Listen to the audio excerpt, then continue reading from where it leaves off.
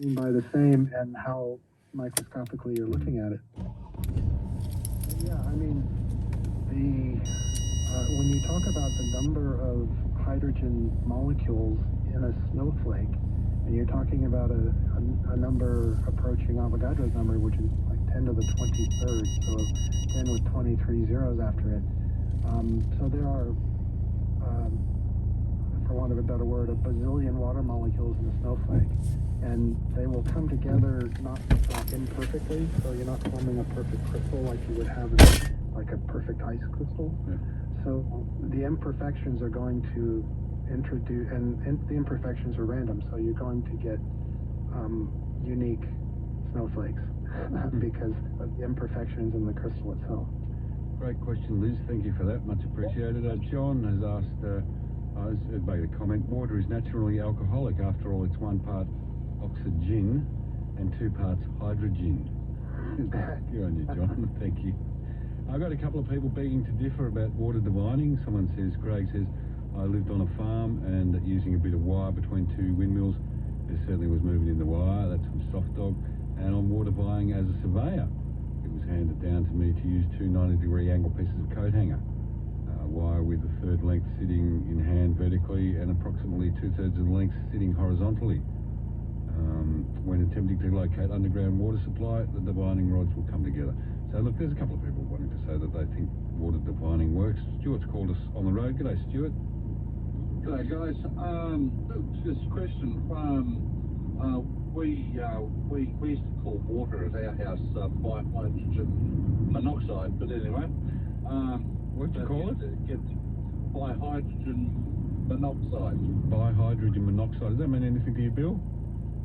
Yes, it means H2O. No.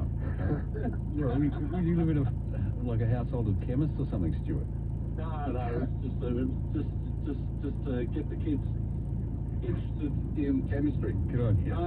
Look, the reason for my call is you get look, we live out on the land.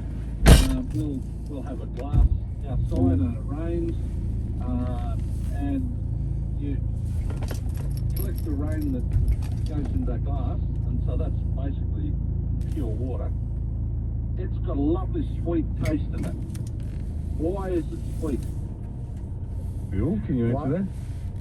Why is rainwater sweet? I can't answer that, except that it's going to be pure water.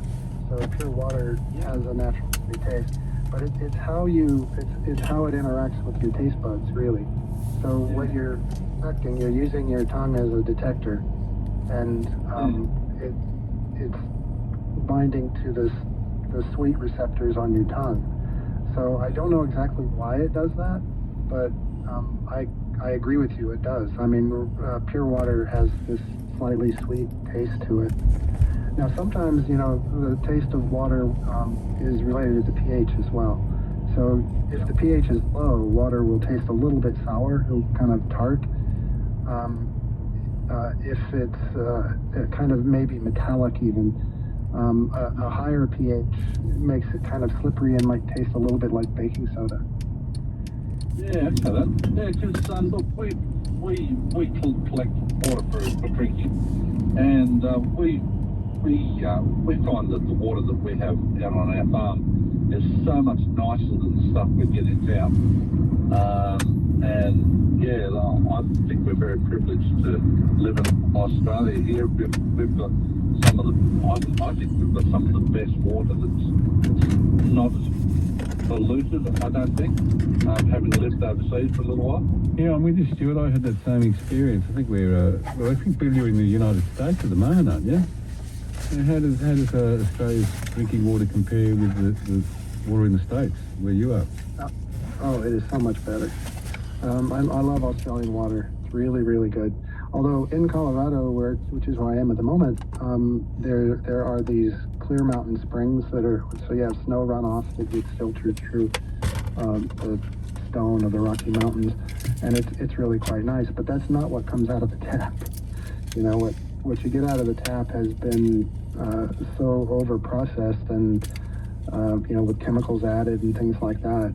I mean, I personally have a filter on my water supply just to remove some of those tastes. Good one. Great call. Thank you, Stuart. Much appreciated for that. Jeff has called from Queensland. Good morning, Jeff. Hello. I've got a couple of stories. I definitely believe in water dividing, and I've heard of people who not only could tell where water was, but at what depth they could get it at. There you go. And they dug wells to get it. But I lived in a small country town in Western Australia that got its water supply out of an old gold mine. And the fluoride level in the water was 2 or 3 times greater than what authorities are allowed to add to water in places. But when the local dentist came into town, he was only interested in seeing the new people in town because he never got any work from the rest of them. I mean, it's funny. My mother was a nurse and looked after a 90-year-old lady in town who'd lived there all her life, and she had all of her own teeth, even though they were badly stoned. Yeah, look, it's something that I think science is pretty much in agreement with the dentistry profession on this one. There's definitely anecdotal or statistical evidence to suggest that fluoride has helped with the health of our teeth. Yeah, that's true, and you know, you can see it in different countries as well. So, in America, where they put fluoride in water since probably the 1950s at least, Americans have very good teeth compared to, say, the British. British and the Russians are notoriously bad teeth. But the downside to that is that fluoridated water can be toxic. I don't know if you remember what was the movie, Dr. Strangelove? Yeah. That's what that was about. How we're poisoning our precious bodily fluids with water. And my personal opinion is that there's not enough fluoride in the water to cause biological problems, but that opinions might vary about that. We got a text yesterday from someone suggested they knew a dentist, and one side of the road they had fluoridated water, on the other they didn't. And the dentist could tell which side of the road the kids were from just by looking at their teeth. So it's just a story we got yesterday. Brooke has called. G'day, Brooke. You know, is it Pav? I've only just turned the radio on. Yeah, So Pav here, and you're talking to Bill Lott, is our scientist. I'm Bill Lott. Yeah, no, I have a question for Bill Lott.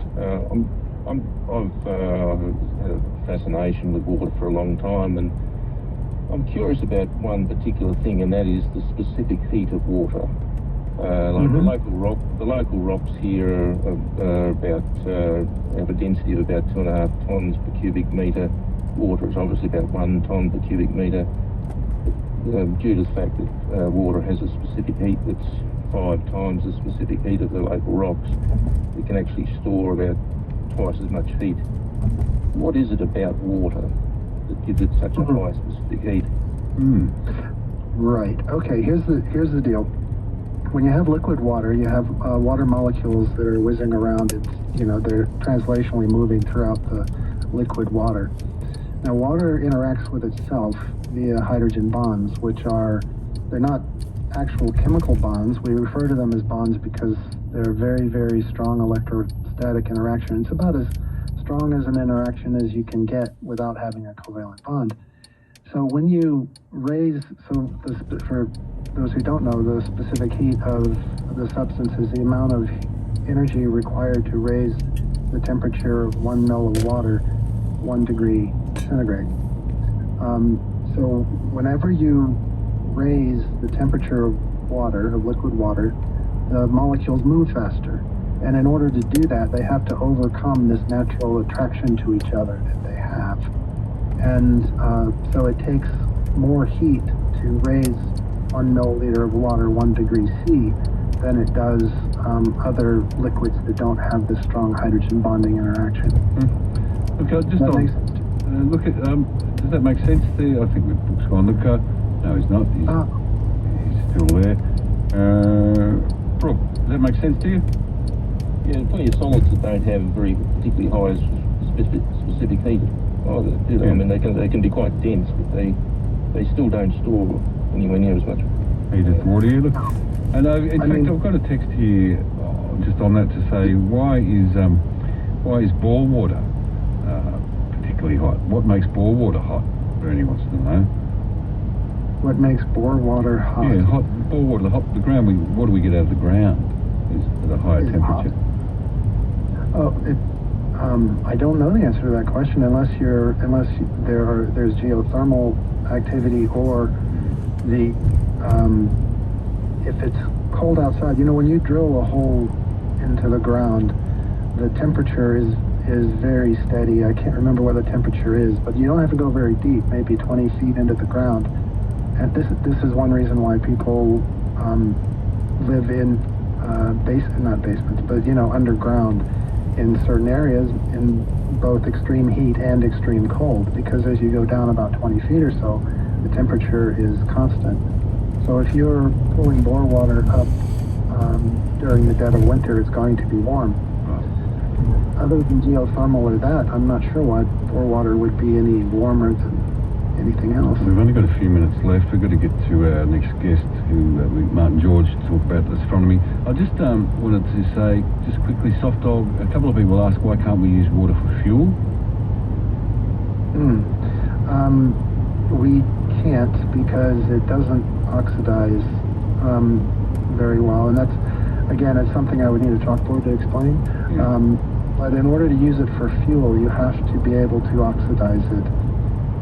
And you can't oxidize water. It's a quantum mechanical answer, which makes it hard for me to explain to you. Especially in the limited time we have. Hey, Trace, good morning. Oh, hi, Pat. Hi, Bill. How you going? Good. Just with drinkable water or potable water, Bill, like, I'm in a place where everyone buys water because they don't like to drink it, even though it's drinkable. Obviously, it's drinkable because it's been treated. But it's just like like your kettle gets all calcified and the showers are putrid, and so people buy their water. And I just want to know, like, how can all of that stuff, all that rock, those minerals, how can that actually be drinkable? Oh, well, actually, it's important that it's drinkable because you get a lot of minerals and things through your source of water. But just to answer your question in a slightly different way, everything that goes into your body, whether it's through your mouth or nose or anywhere through the skin, has a toxicity level, including water. If you drink too much pure water, it can kill you. So one of the things that water does, and certainly in the evolution of life on Earth, it is that it carries minerals. So what happens is if you have a lot of calcium or hard water and in your showers, and then your shower stall door turns white, and you can get it off with like vinegar or something like that, and then you kind of freak out and you go, well, I just drank that water, but that's actually a good thing. As long as there isn't anything biological in it, and it isn't too mineralized. So for example, you can't drink seawater because seawater has so much minerals in it that it will start to become hypertonic and cause your cells to shrink up. I mean, they actually market mineral water, don't they? So there you go. But there's a balance, is what I'm saying. There's a window where it's good for you, as long as it's not too much. Mark, just quickly, Mark in Mornington, hi. Hi there, guys. Great coincidence. Just watching an old World War II movie, and they were talking about heavy water that the Germans needed, and I'm going, what the heck is this heavy water? Yeah. Great question, Mark. Just in about a minute there, Bill. Sure. D2O, deuterium. So it's an isotope of hydrogen. Hydrogen normally has one proton in it, as its nucleus is a proton. There's one proton. Deuterium is an isotope of water that has one proton and one neutron, which makes it essentially twice as heavy as normal hydrogen.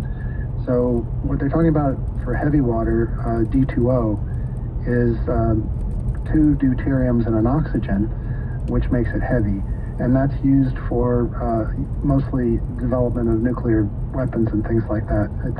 It's used for a lot of other stuff, but I think what the Germans in World War II were trying to do with it was make nuclear weapons. Bill, it's been absolutely fascinating, I've got to say, talking about water. So many questions here. We want to know about being a great conductor of electricity and sound.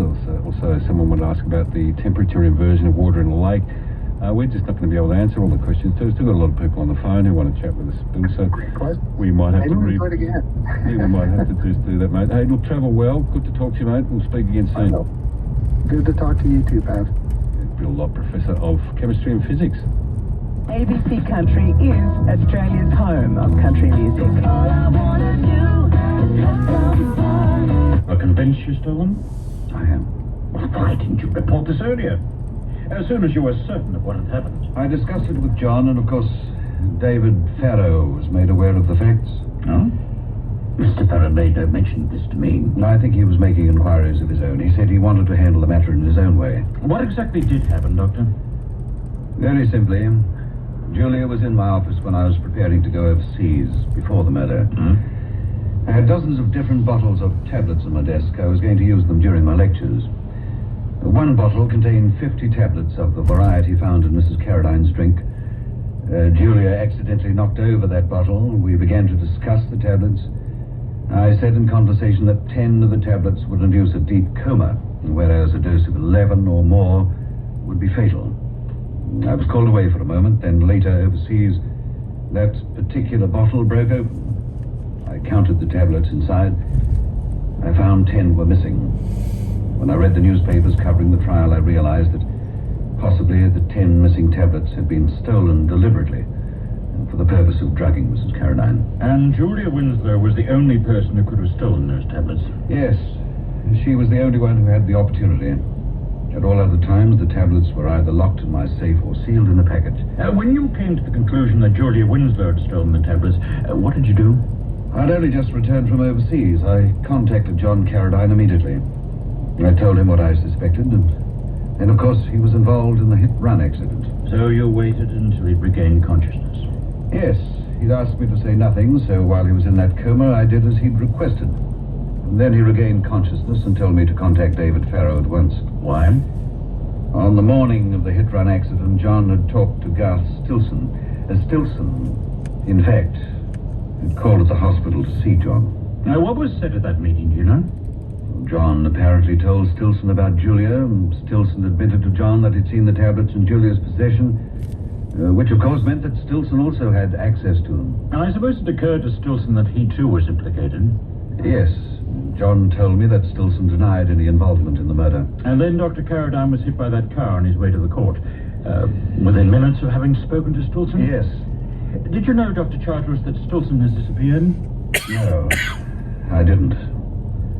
If you and Dr. Carradine had made all this information known to the police, we could have got to Stilson before he left Broughton. Mr. Farrow asked me to leave the matter to him. I remember asking him if he wanted me to contact the police or to make a statement, but he said to wait until he'd made some other calls first. Didn't you think it was irregular, to put it mildly? Yes, of course, but When did you make this information available to David Farrow? as soon as John was conscious.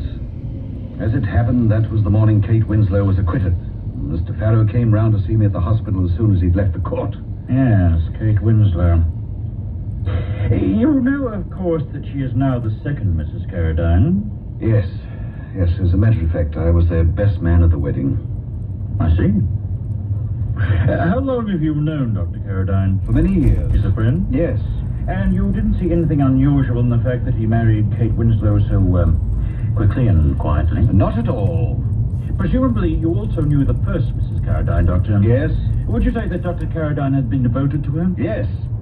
Are you implying that... Dr. Charteris, when I arrived here this morning, you seemed very surprised that Dr. Carradine told me about these stolen tablets. You said it was unlike John, am I right? I did say that, yes. Why? Did you think Dr. Carradine had wanted to protect Julia Winslow? No. I'm quite sure he couldn't. I simply believed he'd leave these things to David Farrow. How would you describe Dr. Carradine's relationship with Julia Winslow? I'm not sure. Is he on friendly terms with his sister-in-law? I wouldn't say friendly. You've seen them arguing? When? Inspector. When have you seen them argue? This morning. here at the hospital. I heard raised voices from John's office. When I went in, Julia was there. It was quite obvious they'd had a disagreement. What about? I don't know. Julia made some reference to taking tests. She also said something about money. Thank you, Dr. Charteris. You've been of great assistance. Inspector, about John Carradine. You surely don't think it's possible that he had anything to do with his wife's murder? I'm a policeman. I think anything's possible. Good morning, Doctor.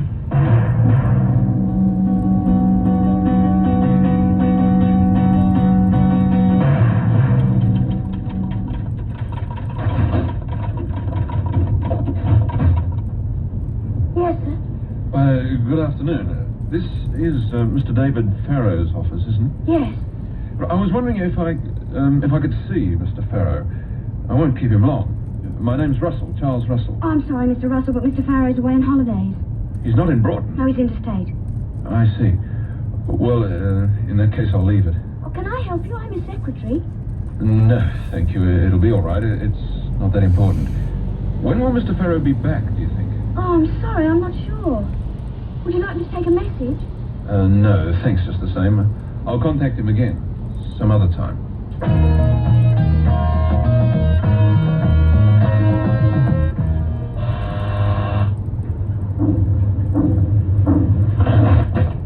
Inspector Collier. I know it's late, Dr. Carradine, but this is rather urgent.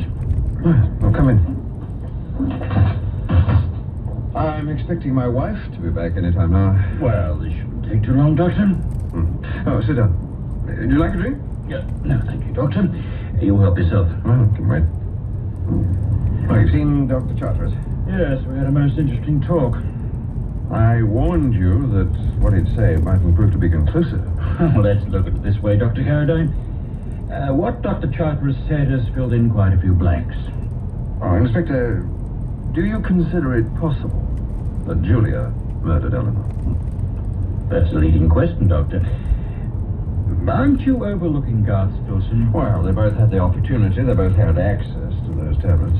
It's very cut and dried, isn't it? What do you mean? Tell me about Julie Winslow. Well, she's, a very complex person. I think we all know that. What I want to know is her attitude to you, to your new wife, and to your late wife. Julia's a very difficult person to categorize. It's not simply a matter of saying she was troublesome. Go on. When my son Kim had severe emotional asthma, Julia tried to alienate the boy against Kate. At one stage, she approached another doctor. She studied the subject of emotional asthma very carefully. I see. So she could use the boy to force certain situations. Yes, that's right. And what happened? Well, one day Kim overheard Julia talking to Stilson, and he realized she'd been lying to him and using him. And that is when Eleanor and I began to reconcile some of our differences. And of course, that's why your wife took your son on that holiday prior to her death. Yes. So obviously you would bear a degree of animosity toward your sister-in-law. Well, I've made my position very clear to Julia. She knows she's not welcome in this apartment. John, I'm home. Kim was so happy. Oh, I'm sorry. Kate, darling, this is Inspector Collier. Good evening, Mrs. Carradine. Inspector. John, there's nothing wrong, is there? Mrs. Carradine, your husband has been telling me about your sister Julia. Oh, I see. Well, I won't disturb you both. I'll just go through... No, please join us, Mrs. Carradine. I think you might be able to help our investigation. Well, Kate has just come back from a long Oh, drive. it's all right, John. I don't mind. Thank you, Mrs. Carradine.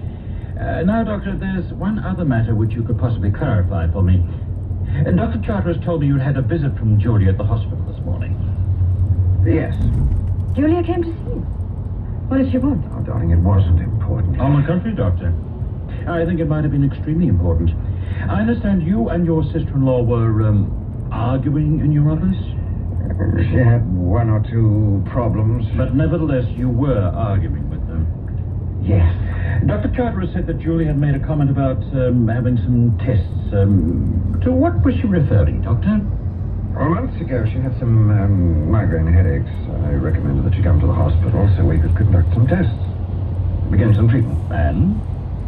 And she refused. Do you consider that your sister-in-law is, mentally disturbed? I think the tests could be of great value, both to Julia and to her doctors. Now, why do you think she refuses to have them done? Well, I don't know. Is that all, Inspector? Yes, for the time being. Thank you again. Oh, there's just one other thing. Dr. Charteris said that as Julia was leaving your office this morning, she made a reference to money. What did she mean exactly? Had you arranged to pay some money to Julia, Dr. Carradine? And just for the record, why?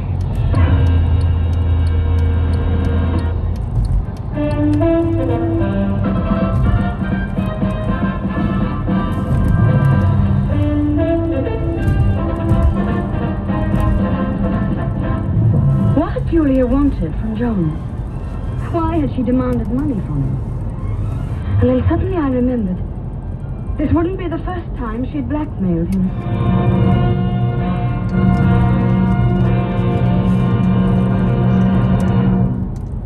Tom Elliott. Simon, hello. Morning, Tom. Just going back to your illegal cigarettes. I have a mate who works in a shop, a legal cigarette shop, Morning from 8:30. and he was telling me that they're taking $20,000 cash a day for these illegal cigarettes. Well, I mean, that's why the criminal gangs are getting involved, isn't it? The guy he works for has got many shops. All right, well, that's interesting, Simon. Well, your buddy, if the State Coalition under John Pizzuto gets its way, he could be facing a $1 million fine. Re-AW. For the best rugby town, Holly and Sun, was it? And then we don't see another one for another century, or more than a century, in fact. Sometimes it's 105 years, 105 and a half years apart, and sometimes it's 121 and a half years apart. The last two we saw were in 2004 and 2012. So actually, we're not going to see another one in our lifetimes, Michael, unless we plan to live for an extremely long time. Because the next time Venus does that is going to be in the year 2117. Never mind, we've got plenty of other good views of Venus to keep us entertained until then. What else have we got to look for in the night sky at the moment? Okay, well, the night sky's rather nice at the moment, and we're looking at the brilliant constellation of Orion, which is more to the north than it was last time we spoke at this time of night. That's the one with the three stars in a row in the middle and that form the base of the iron pot, and those three stars forming the belt of Orion, the upside-down man in the sky. And if you take a look down below and to the left of Orion, you'll see a rather nice cluster of stars, two clusters of stars in fact, one called the Hyades cluster, an upside-down V-shaped group of stars, and to its left, the Pleiades cluster. And they are both genuine clusters of stars, but they're at different distances from us. And the interesting thing about the Hyades cluster that forms the head of the bull, by the way, it's part of Taurus, the bull, is that the brightest object that appears to be within that cluster, a very bright reddish-orange star called Aldebaran, is not actually a member of the cluster. Aldebaran's about 65 light years away, which basically means that its light left on its journey to us about 65 years ago. But the rest of that V-shaped group is the actual cluster that's about 150 light years away. So that cluster is a really good example of the fact that it's just an illusion that sometimes stars seem to belong to a particular group, but in actual fact, they're a long way apart from other stars within the group. Those famous constellation patterns we see, of course, including the Southern Cross, only appear that way because of the directions the stars seem to be. So just remember that V-shaped group of stars, the one that doesn't belong is the bright red one called Aldebaran. We also have Jupiter in the night sky, that very bright yellowish white point of light that's in that region of the sky, and below it and to the right we have the planet Mars, much lower down near the horizon. So plenty of things to watch for in the sky at the moment, and if you're out with your binoculars, don't forget to have a look at the region of Orion. Straight up above where those three belt stars are, you'll see three little stars in a row sort of pointing up, and the middle one is not actually a single star at all. There are stars involved in that, but it's also that fuzziness is called the Orion Nebula, and it's a huge cloud of gas and dust in space where stars are being formed a great view through binoculars and especially through telescopes. Nice work, Martin. Thanks very much. Great to speak with you, Michael. Bye for now. Martin George there, Principal Astronomer at the Ulverston Planetarium, and Martin will be back in a fortnight. The news is coming up. After news, we're going to check in with Australian war artist George Gittos, who's currently in Kiev in the Ukraine. We'll find out what he's been up to. We spoke to him earlier in the year. Been doing lots of things. He's been to Afghanistan and all sorts of places, so we'll find out about that. Also about his latest movie called The Yellow House. Plenty of stuff to look forward to coming up on ABC Radio in the next hour, but first of all, we've got to get to the news first. If it's happening locally, You know, the ABC's going to talk about it. if it's being talked about in your community, Good, honest sort of approach to Melbourne. it's on 774 ABC Radio Melbourne.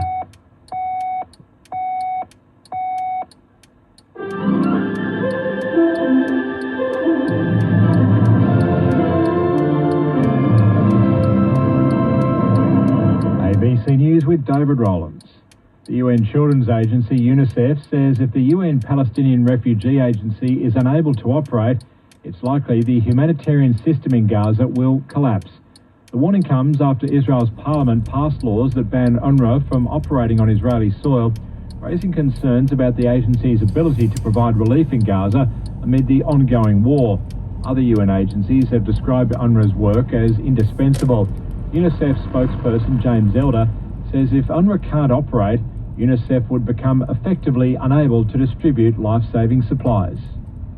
I'm talking vaccines, I'm talking winter clothes, I'm talking hygiene kits, health kits, water and sanitation, RUTF on malnutrition, and we know, again, we're knocking on the door of famine, and all range of nutrition supplies. Austrian authorities say 8 Austrian soldiers working for the UN peacekeeping force in Lebanon have been lightly injured in a rocket strike near the Israeli border. Austria's defence ministry says it's not clear where the attack came from. UNIFIL says it has opened an investigation and the rocket was likely fired by Hezbollah or an affiliated group. The strike comes amid heavy fighting between the Lebanese militant group and Israel in border areas where Israel has been making ground incursions. The United Nations investigation has found that rape is widespread in Sudan's civil war, with the paramilitary Rapid Support Forces accused of committing sexual violence at alarming levels. The UN fact-finding mission reports that RSF troops have abducted women and children for use as sex slaves. The RSF, which is fighting Sudan's army in the more than 18-month-long war, hasn't commented on the report. The Director General of the International Organisation for Migration, Amy Pope, says there's a deteriorating security situation in Sudan. The situation here is simply catastrophic. There's no other way to put it. We're seeing hunger, disease, sexual violence. They're rampant. And for the people of Sudan, they're telling us it's really just a living nightmare. A federal court in Australia has approved a $180 million class action settlement over stolen wages. More than 8,500 eligible Aboriginal people who worked on stations for little or no money due to government policy between 1936 and 1972 will be partly reimbursed. Federal Court Justice Bernard Murphy told a Perth court while he was yet to determine the exact amount each claimant would receive, a decision will likely be made in coming weeks. His ruling comes almost a year after the WA government announced the payout, which included $15.4 million in legal costs. A Perth doctor who saw a teenager allegedly starved by her parents has said she'd never seen a girl with such a low body mass index. David Webber reports. The girl's parents are on trial accused of starving their teenage daughter. The courts heard from Dr. Amy Murdoch, who saw the girl in April 2021 after being contacted by a child protection worker. She said the girl's weight was 27 kilograms and her body mass index was 12.5. She explained to the parents that a healthy BMI was 18 to 25. Dr. Murdoch told the court she'd never encountered a child with such a dramatically low BMI. She also said she believes the girl was 14 because the father had advised her year of birth was 2006. She was actually nearly 17. Experts say Australian fashion retailers face multiple challenges on the global stage, including fierce competition, decreased spending, and even opposing seasons. Myer has acquired apparel brands, including Just Jeans, from Premier Investments, while Mosaic Brands, the owner of Rivers and Katie's, has entered administration. AMP Deputy Chief Economist Diana Messina says international brands are capturing shares of Australia's fashion market but Australian brands are unable to break into theirs. Different seasons compared to the Northern Hemisphere can also mean that staying relevant for some of these fashion retailers can be difficult. And it does, of course, also reflect the difficult environment that retail has had in the last year and a bit because discretionary spending has gone backwards. And Adidas has reached an out-of-court settlement with rapper Ye, also known as Kanye West, to end all legal proceedings between them. The clothing and sporting brand and Ye have been embroiled in multiple lawsuits for the past 2 years, since the company ended a partnership with the rapper that he made, or after he made, anti-Semitic comments. The Adidas CEO says there is no money going either way, adding that both sides can now move on. ABC Radio Weather Update. Partly cloudy with a slight chance of a shower and light winds expected. A low of 11, a top of 21 for Wednesday. Thursday, cloudy with a medium chance of showers, most likely in the morning and afternoon, and light winds, a low of 12, a top of 19. And Friday, cloudy with a slight chance of a shower, most likely in the morning, a low of 11, a maximum of 17.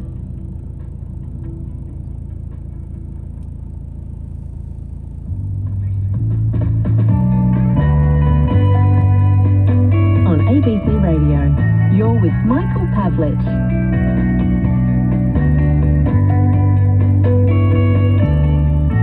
And welcome back to Overnights. How you doing there? Bernie, no, I'm not going to go to the Cup, unfortunately. I'd love to get there, but got something on that day, unfortunately. Lots of people will be going there and enjoying it, no doubt. It's next week, isn't it, the Melbourne Cup? Sneaks up, doesn't it? And Bruce has said if we've gone to the effort of renaming Pluto as a minor planet, it's time we find a new name for the black holes, since they're not actually holes. Good call, Bruce. Get onto it. We'll put that one to Martin George next time we talk to him. Coming up in this hour, I'm going to have a chat to Australian war artist George Gittos. He's currently in the Ukraine, where there's a lot of interest in the outcome of the US election, as you can imagine. We'll also find out about the story that I've been telling a little bit lately, teasing with, about how George Gittos tried to smuggle Saddam Hussein's head out of Iraq. Of course, we're talking about the statue of Saddam Hussein, not the actual real Saddam Hussein. You know that big statue that got toppled? Yeah, well, George Gittos, he took the head off it with the help of a few locals, and they tried to get it out of the country. Weren't successful, but it's a hell of a story, so we'll be finding out that all about it off George and lots of other stuff. Find out what he's been up to since we talked to him last. A couple of songs to get us there, though. This is U2 to start us off this hour.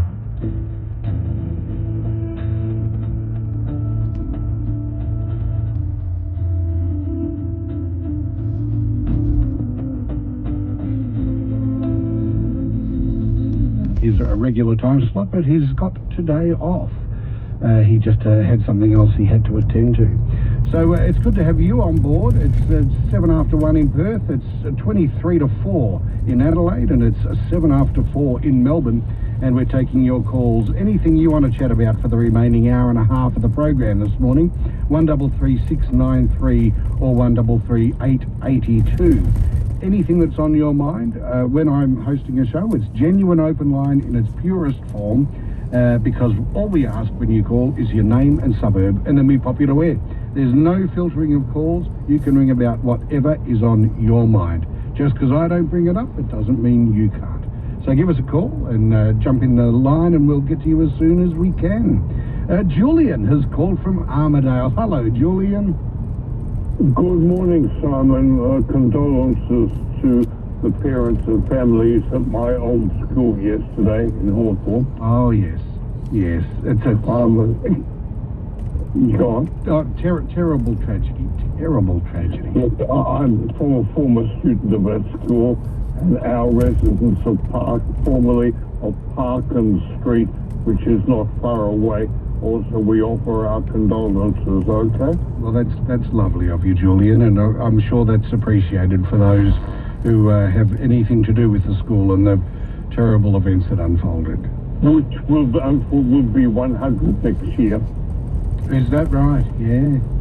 That's right. I went to school between 1961 and 1966 there.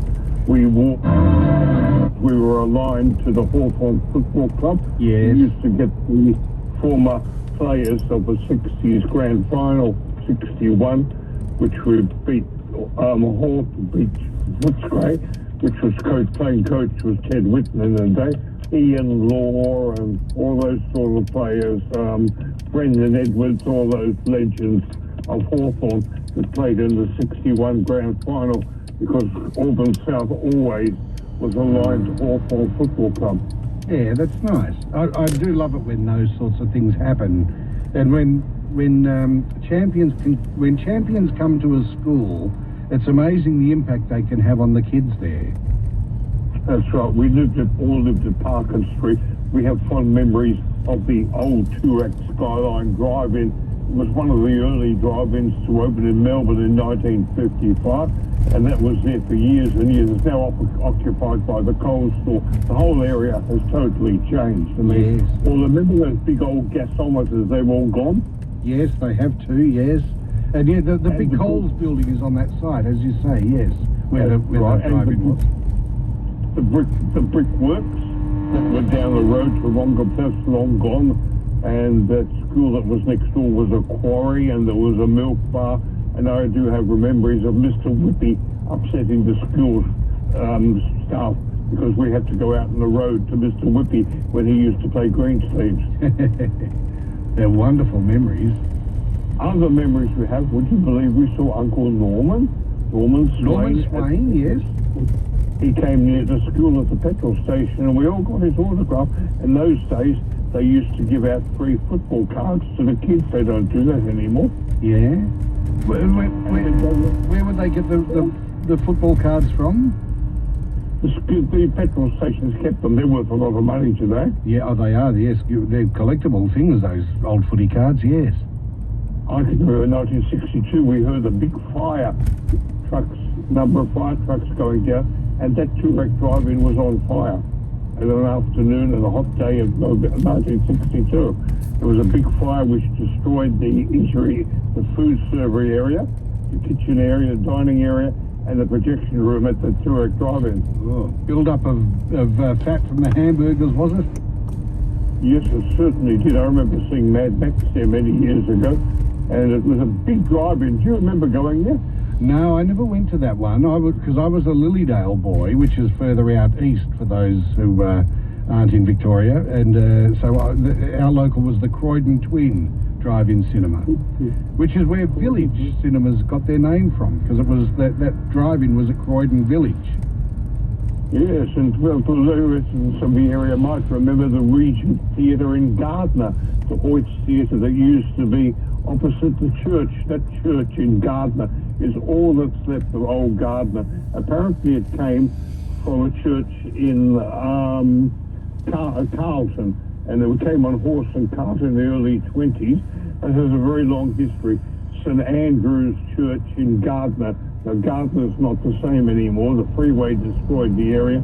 We had a big milk bar there, a toy shop, a state bank, a supermarket, a big jeweller, and the Hoyts Regent Theatre. People might remember the Regent Theatre at Canberra Gardner. It was one of the first old Hoyts theatres to close after television came in. Oh, how sad.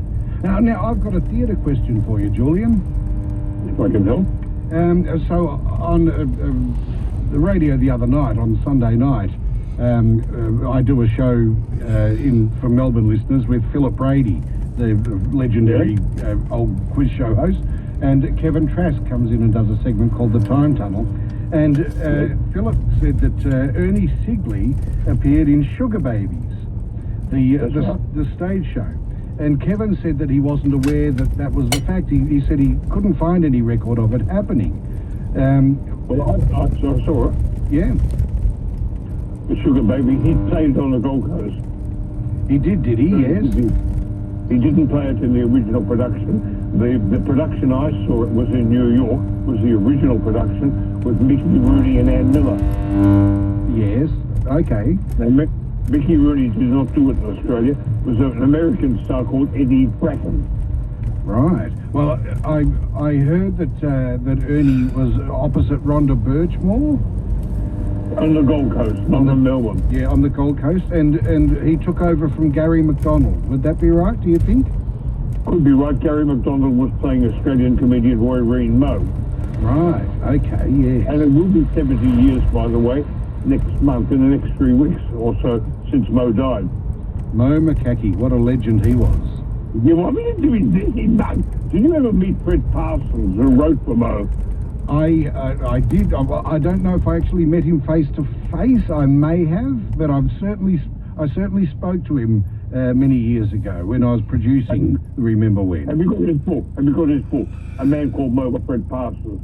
No, I don't. No, Philip Brady would have a copy of it, but he was also scriptwriter for Graham Kennedy too, wasn't he? Yes, he was. Fred was. Yes, and Mo. There's a statue of Mo in Adelaide. I think it's in Rundle Street, isn't it? I think it might be in Hindley Street because he was born. He was born February 1892 behind the old Theatre Royal, demolished in Hindley Street, Adelaide. And of course, he was married twice. His second wife was Sadie Gale. She was alive until recent years, wasn't she? Yes, yes. And his birth name was Harry Vandersloot, from memory. That's right. And the man who worked with him was a man called Hal Lashwood. Remember? Yes. And he was the mayor of Bondi. Yes, wonderful. Gee, great memories. Do you think that Mo would have survived TV? Well, that's a good question. Look, I think he probably would have, because he had a very interesting face, and he was such a wonderful character. I think he'd be a bit like a Frank Thring type. Only when I say a Frank Thring type, he was such an interesting, odd character that you couldn't help but be fascinated by him. And he was very crude, wasn't he? My late neighbour saw him in his heyday in the 1930s. He said he was very funny, but he was extremely vulgar. Oh, was he? I didn't know that. He did something with two sausages, but his partner had Nat Phillips, which got him arrested. You heard about that, didn't you? No, I didn't. Is it a safe story to tell on air? Better not tell you on air, but he did something with sausages. He had a partner called Stippy, and there was Stippy and Mo, Nat Phillips, who died overseas. They did something with two sausages that got him arrested and taken away by lots of cops. Did they just sort of pop them in a particular place and walk down the street or something? Yes, I think you can use your imagination. Yes. But he was very controversial. And have you got his records? I've got some recordings of Mo, but I don't have the physical albums, no. Do you think he would have survived? You don't think he would? You think he could have survived television? I think he could have. I think because he was such a great character, and he had an interesting face. He had a son and a daughter. They're not alive anymore. I think he might still have family in Sydney. Well, I hope that they're very proud of all that he achieved. To be fondly remembered to this day, I think, is a magnificent feat. Do you have any copies of the old talkie slides? Used to be, this is Bruce Mansfield and Rosemary Martin. Our was screen advertising organisation. Bruce used to run a lot of ads for the Val Morgan screen slides. Do you still have a copy of the tape? I don't have the slides, but I do have recordings of the Val Morgan ads. But I don't have the Bruce and Rosemary ones.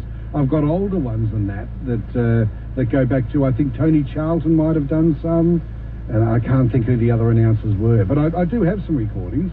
You remember? Yes, Carl. I might play some in the next half hour if we can dig them out. Do you remember Tony Charlton's restaurant? He used to have the flight deck at near Park Road. Oh, he had that here. No, I didn't know that was his. No, how about that? And he used to be on 3AW on Sundays. He used to always complain about the tram tracks, the ducks that nobody cleaned them. Do you remember that? Yes, yes. He was a wonderful character, Tony Charlton. The most delightful, beautiful man with a beautiful voice and just a lovely personality too. Did you meet him, did you? Oh, yes, a couple of times, yes. And he told us the most wonderful story about, I know this is a 3AW Melbourne story, but it's of interest to 5AA and 6PR listeners. It was about 3AW's first broadcasts of the football when Norman Banks came to 3AW from 3KZ in 1952 after the Helsinki Olympics, I think it was. And it would have been Norman Banks, that's right. Yes, Norman. Did you ever meet Norman? I didn't know, no. But Norman Banks and Tony called a football match together. It was the first time a football match was called, and it was an exhibition match held in October at a racecourse. And I can never remember whether it was Flemington Racecourse or not. But Tony told the story beautifully of Norman calling, because racetracks are lit up around the edge. It was a night match, and the racetracks are lit up around the edge, but not in the centre of the oval. So when they were commentating live on the game, whenever the ball went to either end of the field, Norman would take over the commentary because he could see what was happening. And then when it went into the middle of the field and Norman couldn't tell what was happening, he'd just throw to Tony, and Tony would just have to make it up until the ball, appeared at one end of the other end of the game. I just love that story. Now, no, I met Norman. Norman was a local resident of Armadale, and I met him, and he said that in the old days they were not allowed to broadcast in the ground, had to broadcast in towers out the ground. Yes, that's right. I've got a photo of Norman broadcasting from a little box that was built outside the ground, yes. And do you remember his saying every morning? The top of the morning to you, ladies and gentlemen. Top of the morning, yes, ladies and gentlemen. It's good to be here. Norman Banks on the radio for you, on the wireless. Julian, I must fly. We've got other callers hanging on. It's been... You're very good. Oh, well, that's very kind of you to say so. That's high praise indeed, I must say. Thank you, Julian. It's always a pleasure, a delight chatting to you. And all the best to Pia as well, if you're speaking to her. We better break. We'll come back with you, Mark, Chris and Kevin after this. Let the white glove mover move it for you. Whether you're moving to sunny Queensland, beautiful Adelaide, vibrant Sydney, or breathtaking WA, make it the best move ever and get the white glove mover to take care of everything so you don't have to lift a finger. Oh, and they'll even make your bed. How's that for service? Call 13 94 48 or visit whiteglovemover.com.au. Let the white glove mover move it for you. With adventure pricing, now you can say continuously that missiles are still hitting buildings around Kyiv. The supermarkets have got more than they had almost nothing when we came during the Russian period because it was surrounded by tanks. And you can get things, but as I said, a lot of people have come back, a lot of women have come back. The men got them out of the country, the men stayed to fight. Now the women couldn't bear to be away from their lovers any longer. And it's a very, very different city, but a much less friendly. When you're with people, you get the sense of them being damaged. And